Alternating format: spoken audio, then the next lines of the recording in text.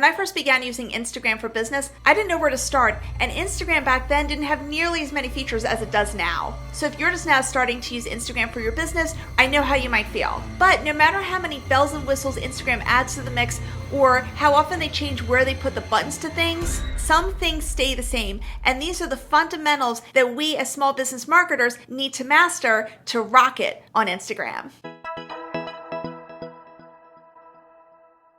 Hey, I'm Brooke Miles, and welcome back to another video where I teach you how to create a small business social media program that's easy to run, that gets results, and that you can be proud of. Before I share these fundamentals, I do want to make sure that your Instagram page is set up as a professional account and that it's tied to your Facebook business page. And this will give you access to analytics and give you just a whole lot more functionality and also give you paid advertising opportunities. Now, Facebook and Instagram are constantly changing the instructions on how to do this, and I'm afraid to give you instructions that 3 weeks later are going to be outdated, which has happened in other videos that I've made in the past. So instead, in the description, I'm going to include a link straight from Facebook that gives the instructions. So the link should always stay the same, and then the instructions on the page will be updated by Facebook as needed. In the same spirit, this video is going to concentrate on Instagram marketing fundamentals rather than where every single button is for every single task. In the few instances where I will tell you where a button is, hopefully it'll still be there when you watch this video, but if it's not, hopefully it'll be easy to find.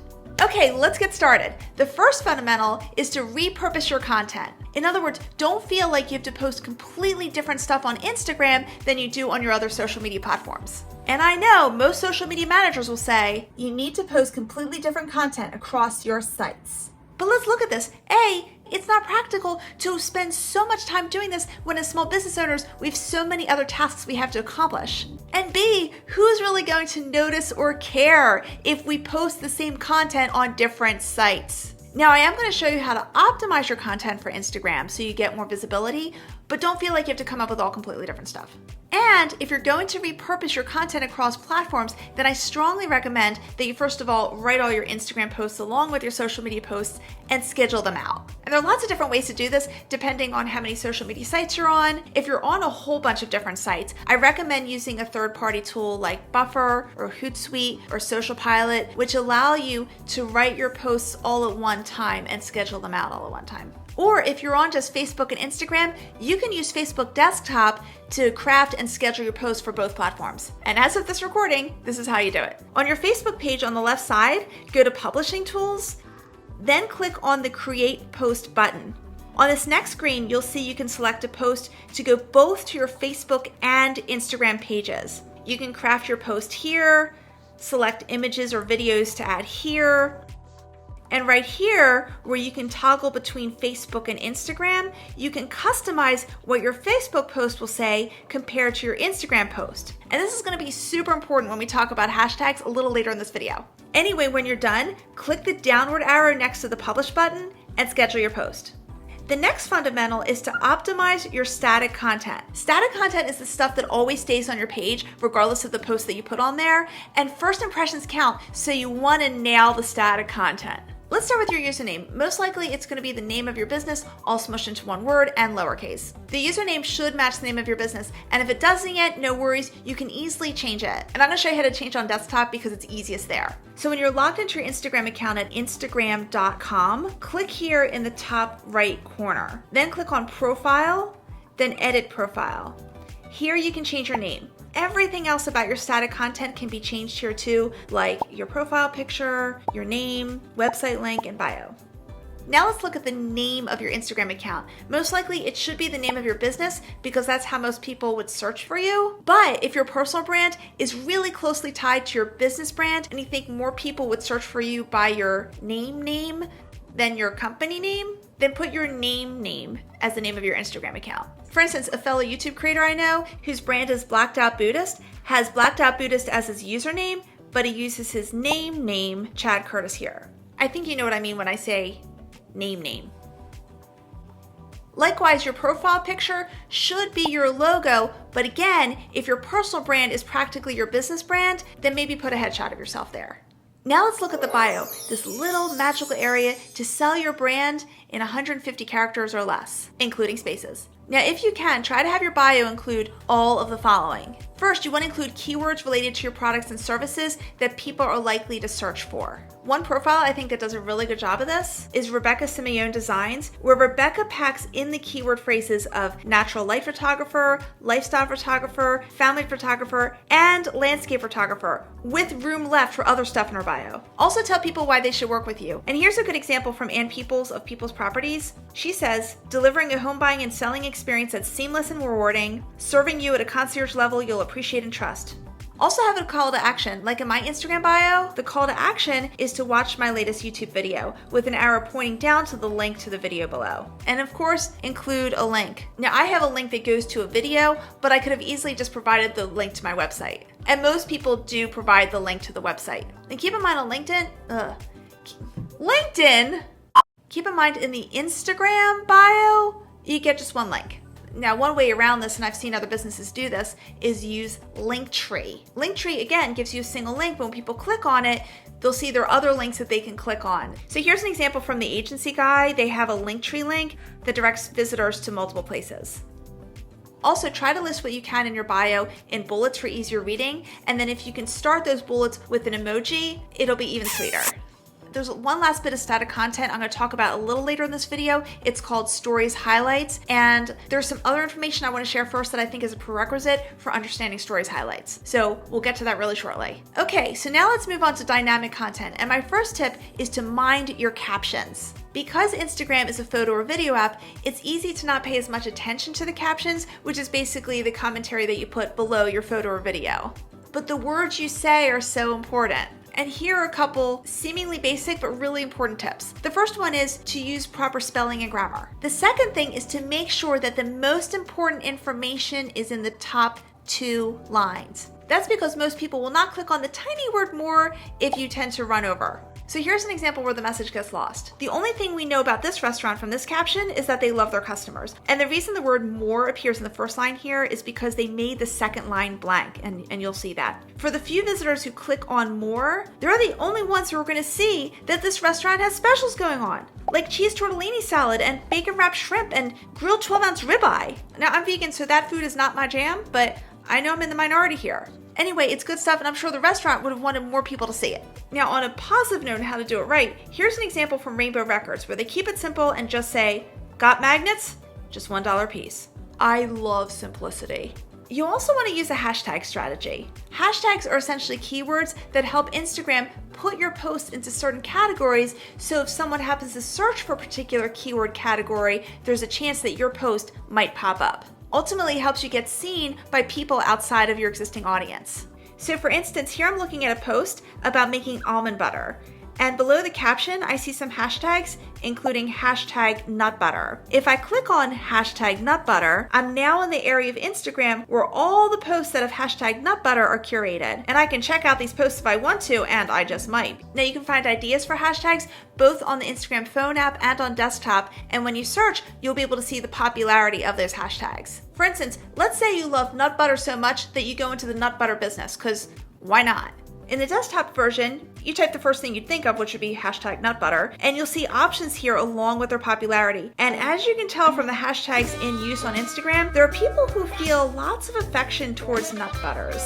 And by the way, I created an entire video where I was interviewed about hashtags, and I talk about how to choose the best hashtag and which hashtags to ignore and the ideal number of hashtags and a whole lot more. So at the end of this video, I'm going to include a link to that video so you have all the information you need. One thing I do want to share right now is that for a normal Instagram post, you want to put your hashtags either all the way at the end of your caption celebrated by line breaks, like I have here, or put the hashtags in the comments, and this is what Epic Marketing did here in the comments section of one of their posts. The key is not to clutter the main part of your caption with hashtags, because hashtags look like a mess. And really, your audience does not need to see the hashtags. Only Instagram needs to see the hashtags so they know how to categorize your posts. You'll also want to use geotags. When you're going through the posting process on Instagram, you're going to have the opportunity to mark the location of your post, like TC Studios did here when they tagged their location of Ocean City, Maryland. And by the way, I think that's such a sweet post. Marking your location is called geotagging and can also boost your visibility because some people are looking for posts that came from certain areas. Here's where Instagram, for instance, curates all the posts with the geotag Ocean City, Maryland. Now let's talk about your visuals, and you want to make them pop. Remember that what you post on Instagram competes with everything else on people's news feeds. So what is about your visuals that will really stand out and make someone stop scrolling and pay attention?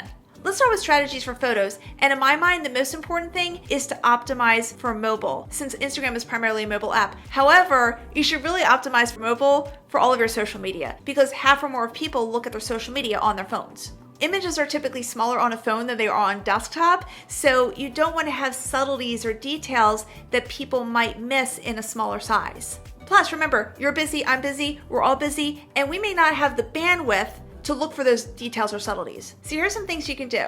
First of all, whenever you can, have high contrast. For instance, one of my clients posted this awesome photo that creates excitement for commercial cleaning. You see the dark colors against the bright colors, it all just pops. You also want images that are crisp and bright and have higher saturation and minimal text, if any text at all. Let me illustrate these last few points in a single example. Here's a real estate photo that I worked on with a realtor client of mine who wanted to promote an open house. So I'm going to show you that I loaded the image onto Canva, and I really like Canva because it's basically a graphic design tool for non-graphic designers like me that need a lot of help. So even though I'm going to show you Canva right now, if there are other user-friendly graphic design tools that you like, please feel free to write them down in the comments below so we can all share. So here's the original photo in a square space, and we shifted the photo because we wanted to leave room for these words about the open house at the bottom. And by the way, details about the open house, like the location, etc., we put in the caption so it wasn't cluttering up the image. But then we worked on the image itself, and on the dials here on the left, you'll see we increased the brightness, the contrast, and the saturation, and voila! Of course, these types of adjustments you can also make in your Photos app on your phone, and Instagram also has some basic options, so there are different ways to do this just based on what's most comfortable for you. Also try to make sure that your images stay within a certain color palette range as much as possible. This will really help you build your branding, both on Instagram and really all of social media and all of your marketing. And here are examples of Instagram accounts that did a good job of that. They're not using a single color, but they're using colors that go together and you get a certain look and feel. Also, and I kind of alluded to this already, make sure your images are square, or at least the key parts of your image fit in a square. And this will help ensure when someone visits your page with all the square boxes with all your photos that everything looks nice and neat. Now, if I'm gonna be completely transparent here, until recently, I skipped this step out of laziness. And then I realized I had to stop being a hypocrite and do the things that I've been teaching my clients. So anyway, my more recent posts look better than my older posts. And this is one of many examples where we as social media strategists and trainers are not perfect. Now let's move on from photos to video, and there are lots of places on Instagram to place your videos. I'm going to quickly run through all the different options so you see the bigger picture, and then I'm going to narrow it down to the one that I think you should start with. For the first types of videos are those that appear in your normal feed, and they can be between 3 and 60 seconds long. Now technically your feed videos can be longer than 60 seconds, but there'll be a prompt for someone to click on IGTV and they'll be magically transported over there to watch the rest of your video. So the next place you can put videos is IGTV. And here on IGTV, your videos can be between 1 minute and 15 minutes long if you're uploading the video from your phone, or the videos can be up to 60 minutes long if you're uploading from the desktop. Think of IGTV as Instagram's failed attempt at doing YouTube. So the only really important thing you need to know is if you have a video on your feed that's more than a minute, people will watch the rest of it on IGTV. Then there's Instagram Reels, which is Instagram's much more successful attempt to imitate TikTok. An Instagram Reel can be up to 60 seconds long, and there are definitely opportunities here. It's just that I feel that there are some more advanced strategies that are needed in Reels to be successful. So I would say if you're just getting started with Instagram or just getting started with video, I wouldn't start with Reels. There's also Instagram Live where you go live for up to 4 hours. Then there's Instagram Stories, where you can post photos and videos that reside on Instagram for 24 hours and then disappear. A video in Stories can be up to 15 seconds long, but you can have a series of videos along with photos, etc., to create a longer presentation or experience. But remember, as a small business marketer or owner, you're busy, and do you have time to create this hoopla of content that's going to go away after 24 hours. Now, if you're doing something time sensitive, like you have a special offer or some type of promotion, then stories will be really great. but otherwise I would just hold off on it. So long story short, I recommend starting with videos that just appear in your feed. And you can use the same video strategy on Instagram that you can use on other social media sites. For instance, you could do how-to videos or share inspiration or do behind-the-scenes footage or do interviews or announcements and more. And if you want more people to watch your videos, make sure it's obvious both in the caption below your video as well as in the visuals of the video in the first few seconds, the value that you're going to bring to the viewer that they should stop what they're doing and watch. And really, if you focus on providing value to your audience by educating or entertaining or inspiring or a combination of all three, you're totally on the right track. Okay, now that we talked about Instagram stories, we can now talk about stories highlights, which is that last piece of static content that I wanted to save for later. Stories highlights are these circles you'll find on Instagram accounts between the contact information and the feed. Think about each circle or each highlight as an area where you can showcase your products or services or other things about what you do in a categorized manner. Almost like how you organize information in the navigation bar of your website. So on this Instagram account, they're using each circle or category for a different type of jewelry, necklaces, earrings, etc., so you can see photos and video of those categories. You can also list special offers and testimonials and customer spotlights and FAQs and words of wisdom, for example, if you're positioning yourself as a thought leader or expert in your field. And the reason they're called stories highlights is because you're pulling the content from your previous stories and then curating them into different categories. At the time of this recording, you can click the plus symbol up here to create a story highlight, along with any other type of Instagram content for that matter. And if you click on the word story highlight, the options you get are your previous stories. Now, once you have your profile dressed up and you also have some posts on your page, now it's time to follow other accounts. Now, when you follow other accounts, some are going to follow you back. And I do recommend following other business accounts. That certainly is obvious why you would do that if you're B2B or business to business. But I know one question I've gotten before is why would you do that if you're B2C or business to consumer? Because your customers are not businesses, they're individuals. Well, the reason is that every Instagram business account is still managed by a human being. When I was first building my company's Instagram presence, I searched for other businesses using Instagram's search feature. And for me, I looked for local hashtags like hashtag Delaware, like I'm doing in this example here. And you'll see within the hashtag Delaware category, there are lots of personal pictures that I think are coming from personal accounts. But as I scroll down, I see an image of cookies. So I tap on it and I see that the post came from the business Lucky Girl Cookies. So I'll follow that account. And of course, you could also do industry-related hashtags. Maybe there are industries that complement yours where the two of you serve the same customers and confer business to each other, and it'd be a nice opportunity for you to get on each other's radars. You also want to get a good grasp of your analytics. Ironically, you can get better Instagram analytics from third-party tools that you pay for than you can directly from the Instagram app. But of course, the advantage of the Instagram app is that it's free. And by the way, if you're sticking with the Instagram app, my favorite part is audience demographics and behaviors. For instance, I can see here that my audience is a broader age range than I would have expected, and they're active on Instagram pretty much throughout the week from 9 a.m. to 6 p.m. with only a slight dip in the evenings. Now, when you use the third-party analytics tool, you can get a whole lot more information like hashtag tracking and competitor tracking and more. And the third-party tool that I have the most experience with is Iconosquare. My only hesitation to recommend it to you now is that if you're just getting started, you just want to make sure you have enough posts and enough data to merit paying for a third-party tool. So I would start with the free analytics on Instagram and then work your way up when you're ready.